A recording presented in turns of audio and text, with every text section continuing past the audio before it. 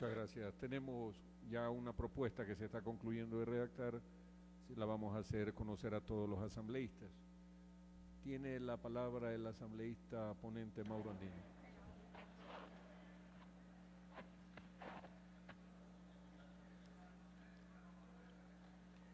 Gracias, señor presidente. Buenos días, compañeros, compañeras de asamblea. En este pleno y en esta mañana vamos a discutir, señor presidente, tres proyectos, tres propuestas presentados inicialmente por el presidente constitucional de la República, posteriormente también por el asambleísta Beethoven Chica, como por el asambleísta Paco Fierro. Proyectos de ley que por economía legislativa se acumularon en uno solo y en base a ello se ha presentado un solo informe, tomando en consideración las propuestas, reitero, tanto del presidente de la República, tanto del asambleísta Paco Fierro, como también del asambleísta Beethoven Chica. Como ustedes conocen, compañeras y compañeras, el informe para primer debate que se presentó a este pleno sirvió precisamente para conocer el criterio de ustedes, analizar, debatir y ver las necesidades imperiosas para proceder a la reforma de la ley de la Contraloría. Y en base precisamente a esas propuestas, a esas sugerencias, es que hoy hemos presentado el informe para segundo debate. Y producto de dicho análisis, la comisión resolvió sobre la pertinencia de la propuesta que reforma fundamentalmente el artículo 30 de la Ley sobre la conformación del presupuesto de la Contraloría General del Estado, ya que la actual legislación responde al régimen constitucional de 1998, lo cual está en franca contraposición a lo que establece hoy la Constitución de Montecristi. Tomando en consideración que al hablar del artículo 30 hablamos de las contribuciones para financiar las actividades, lo que con el vigente ordenamiento constitucional se encuentra proscrito, debido a que todos y cada uno de los recursos que recibieren las instituciones del Estado son ingresos de carácter público y por tanto deben ingresar a la cuenta única del Tesoro y no como lamentablemente hoy se encuentra en la ley de la Contraloría. El punto crítico, señor presidente, de dicha reforma se centra en la transferencia del 5 por mil, de los ingresos presupuestados para las instituciones del Estado y en la parte proporcional de las personas jurídicas de derecho privado que cuentan con recursos públicos y que se encuentran bajo el control de la Contraloría General del Estado, lo cual constituye, sin lugar a dudas, sin equívocos, una preasignación presupuestaria prohibida, insisto, por la Constitución de la República en su artículo 298, como también en el artículo 98 del Código de Planificación y Finanzas Públicas. En consecuencia, la Comisión de Justicia y Estructura del Estado consideró pertinente acoger la reforma planteada en ese sentido por parte del presidente de la República, toda vez que no es posible que una institución encargada del control de las instituciones públicas en lo concerniente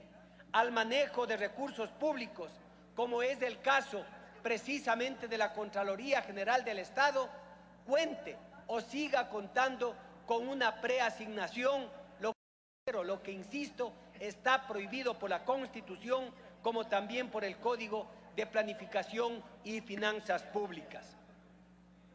Por otra parte, señor presidente y compañeros y compañeras asambleístas, como consecuencia del primer debate, la comisión recibió una serie de sugerencias, propuestas, observaciones a los 3 textos de los proyectos que se habían presentado. Y en base a ello, la comisión resolvió también acoger varias reformas planteadas a los artículos 14, 30, 57 y 86 de la Ley Orgánica de la Contraloría General del Estado, encaminada ¿a qué? A corregir errores de forma y de fondo, así como también a enmarcar a la normativa dentro del aspecto constitucional vigente. Es así que sobre el artículo 14 se sugiere a este Pleno eliminar del inciso 7º la frase o de la máxima autoridad que ejerza la representación legal de la institución,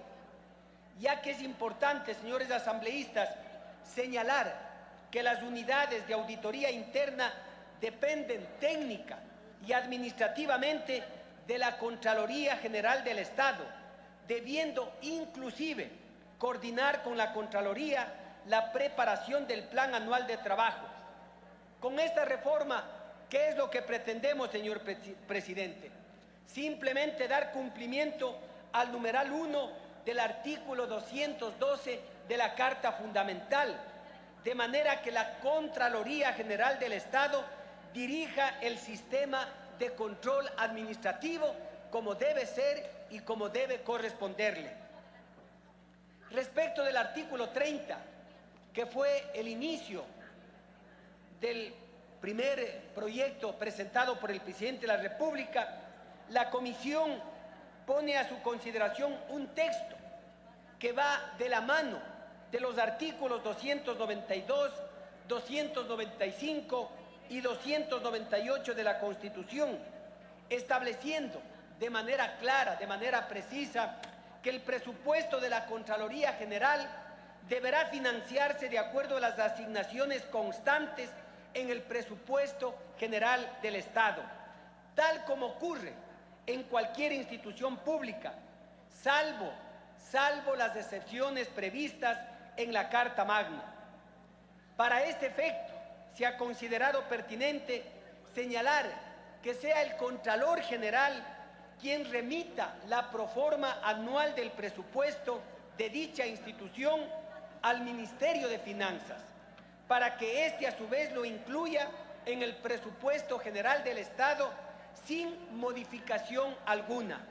garantizándose la plena independencia de la Contraloría como ente de control ante cualquier otro organismo del poder público, como debe ser, señor presidente. De esta manera se da cumplimiento a la resolución adoptada por la Asamblea General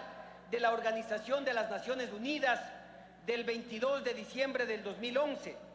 la Declaración de la Organización Internacional de Entidades Fiscalizadores Superiores, INTOSA, de Lima de 1977, como también la Resolución de México del año 2007 y el artículo 204 de la Constitución de la República. Es decir, todo encuadrado dentro del marco constitucional como dentro de los instrumentos internacionales de los cuales el Ecuador es signatario. También hay una reforma importante que tiene que ver al artículo 57 de la Ley de la Contraloría General del Estado y que proponemos a este Pleno una redacción diferente a fin de poder otorgarle a la Contraloría la facultad de emitir títulos de crédito. Esto es muy importante. Estamos requiriendo de este Pleno que se apruebe la reforma al artículo 57 para que la Contraloría tenga la facultad de emitir títulos de crédito, así como la recaudación de los mismos, incluso a través de la acción coactiva, sobre las obligaciones que se generan de la determinación de responsabilidades, indiferentemente de si la entidad u organismo a favor de la cual se genera la obligación tenga o no la facultad para ejercer la acción coactiva. La reforma se da ya que en la actualidad la acción coactiva se va a ejercer de dos maneras. Por un lado, por parte de la Contraloría, cuando las obligaciones civiles derivadas de las determinaciones de responsabilidad civil fueren establecidas a favor del gobierno central y de las instituciones o empresas públicas que no tengan capacidad legal para ejercer la acción coactiva. Y por otro lado, por parte de las municipalidades, consejos provinciales y en general todas las instituciones que sí tengan capacidad coactiva. De esta manera, señor presidente, compañeras y compañeros, estamos ampliando la capacidad fiscalizadora de la Contraloría General del Estado en cumplimiento de lo dispuesto en la propia Constitución de la República. Darle la facultad para emitir títulos de crédito, darle la facultad para la recaudación de los mismos e incluso la acción coactiva es precautelar precisamente los recursos económicos que es del Estado, que es del pueblo ecuatoriano, señor presidente. Finalmente, en cuanto a la propuesta presentada por el asambleísta Paco Fierro, cuyo texto fue analizado dentro de estas reformas, luego de que la Comisión de Justicia decidió incluir su tratamiento dentro de este proceso, debemos señalar varios aspectos. El primero es sobre la notificación inmediata a la Fiscalía General del Estado cuando se haya determinado responsabilidad penal como resultado de una auditoría gubernamental. El segundo es sobre el inicio de la acción penal y la solicitud de medidas cautelares en el caso de que la Fiscalía General del Estado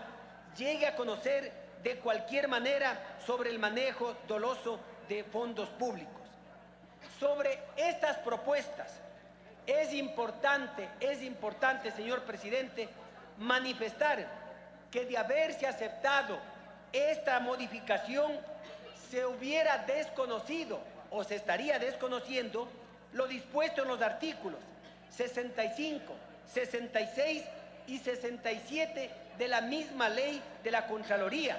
mediante los cuales ya se establece que una vez aprobados los informes de auditoría, se remita a la Fiscalía General del Estado cuando se haya determinado que existan indicios de responsabilidad penal. Es decir, que ya está previsto, ya está determinado que de haber indicios de responsabilidad penal, pues se tiene que remitir a la Fiscalía para que la Fiscalía inicie una indagación previa o inicie una instrucción fiscal, inclusive con medidas cautelares, con orden de prisión preventiva, si hubiera mérito para hacerlo. De la misma manera, si se hubiese aceptado la modificación del artículo 39 de la ley, se habrían eliminado los requisitos de suficiencia, pertinencia y competencia, además de los requisitos formales que deben reunir las evidencias a fin de dar cumplimiento al principio constitucional del debido proceso y a la seguridad jurídica. Por estas razones es que no se han aceptado las propuestas que hiciera el asambleísta Paco Fierro. Adicionalmente, señor presidente, debemos recordar que el artículo 195, inciso primero de la Constitución, el artículo 282, numeral 1 del Código Orgánico de la Función Judicial y las normas respecto del principio de oportunidad, previstas en el Código de Procedimiento Penal, en concordancia con el artículo 31 de la Ley Orgánica de la Contraloría General del Estado, ya establecen, señor presidente y señores asambleístas, mecanismos de coordinación de la Contraloría General con la Fiscalía General del Estado para actuar en los juicios penales relacionados a delitos en el manejo de recursos públicos, sin que esto signifique que la Fiscalía General se encuentre impedida de investigar actos de corrupción. Es conocido por todos que en la Constitución, como en el Código Penal, en el Código de Procedimiento Penal, están las facultades de la Fiscalía de iniciar una indagación previa o una instrucción fiscal cuando existan indicios por actos de corrupción. Esto es lo que consta, señor presidente, en el informe, esto es lo que ha decidido la comisión y en consecuencia yo aspiro y espero, señor presidente, que en esta mañana podamos escuchar propuestas o sugerencias de manera técnica, de manera prepositiva, constructiva, que la comisión pueda tomar en consideración. Y en este caso, como se trata de un informe para segundo debate, en calidad de ponente, pueda recoger las sugerencias o las propuestas que sean viables, acorde al mandato constitucional, para enmarcarlo dentro de la Carta Fundamental y de esa manera continuar con este trabajo que ha caracterizado y caracteriza a la Comisión de Justicia y Estructura del Estado. Muchísimas gracias, señor presidente.